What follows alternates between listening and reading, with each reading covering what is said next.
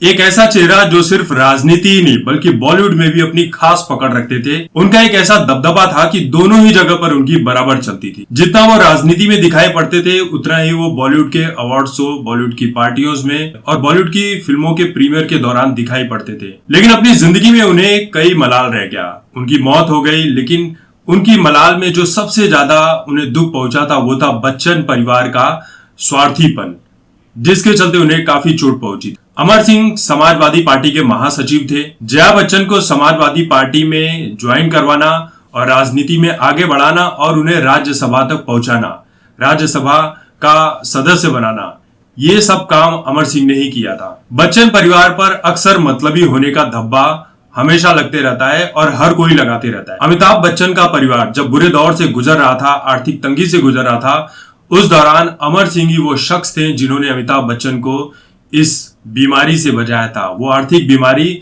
जिससे निकलने के बाद बच्चन परिवार अमर सिंह को पूरी तरह से भूल गया। समाजवादी पार्टी की जो बागडोर है वो मुलायम सिंह के बाद अखिलेश यादव के हाथों में आती है और जैसे ही अखिलेश यादव के हाथों में आती है, महासचिव अमर सिंह से उनकी दूरियां बनने लगती है, दोनों के बीच झगड़ा हो जाता है। समाजवादी पार्टी को अमर सिंह छोड़ देते हैं, लेकिन यहीं से बच्चन परिवार और अमर सिंह के बीच भी दूरी आना शुरू हो जाती है। यहां तक कि अमर सिंह जब अपने अंतिम क्षणों में हॉस्पिटल में एडमिट थे और उनके अंतिम संस्कार तक, इन सभी चीजों में भी बच्चन परिवार कभी शामिल नहीं हुआ। अमर सिंह ने एक इंटरव्यू के दौरान कहा था कि जब वो जेल में बंद थे और बाहर निकलने के लिए बॉन्ड भरना चाहते थे तो उनके जो बॉन्ड की कीमत वो थी कुछ 2 करोड़ 50 लाख रुपए।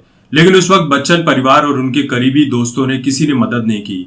रवीना टंडन के चाचा ने 2.5 करोड़ रुपए भरे और अमर सिंह को जेल से निकलवाया था। अमर सिंह का तो यहां तक कहना है कि जया बच्चन राज्यसभा की सीट पाने के लिए अमिताभ बच्चन को भी ठुकरा सकती है, उनकी बातों को कोई मायने नहीं रखती है, यानी कि वो अमिताभ बच्चन की भी किसी हाल में नहीं सुनेगी। अमर सिंह का तो यहां तक ये भी कहना था कि बॉलीवुड में बच्चन सरनेम के चलते जया बच्चन को काफी घमंड हो गया था।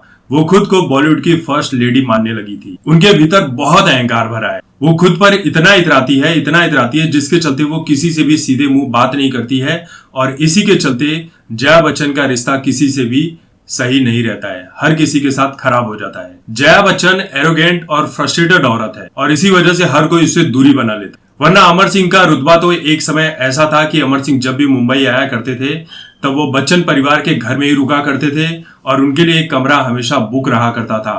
बच्चन परिवार उन्हें लेने के लिए एयरपोर्ट जाया करता था। अमिताभ बच्चन गाड़ी चलाकर उन्हें अपने घर तक लाने का काम किया करते थे। बच्चन परिवार के घर में जो भी पार्टियां हुआ करती थी उसकी लिस्ट अमर सिंह ही बनाया करते थे।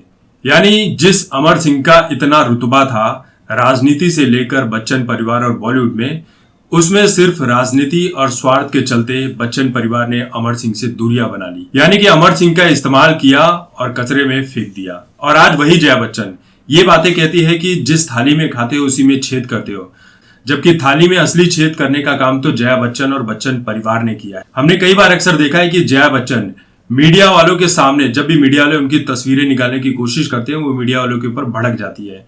किस वजह से भड़कती है, किस बात का गुमान है, किस बात का अहंकार है, ये तो खुद जया बच्चन को भी नहीं पता होगा। लेकिन हमारे देश की बेवकूफ मीडिया अक्सर जैसे किसी गाड़ी के पीछे कुत्ते भागते हैं उसी तरह से जया बच्चन की तस्वीरें निकालने के लिए उसके पीछे भागने लगते हैं। तो दोस्तों, अमर सिंह ने ये बातें एक मीडिया इंटरव्यू के दौरान कही थी जो इस वक्त वायरल हो रही है।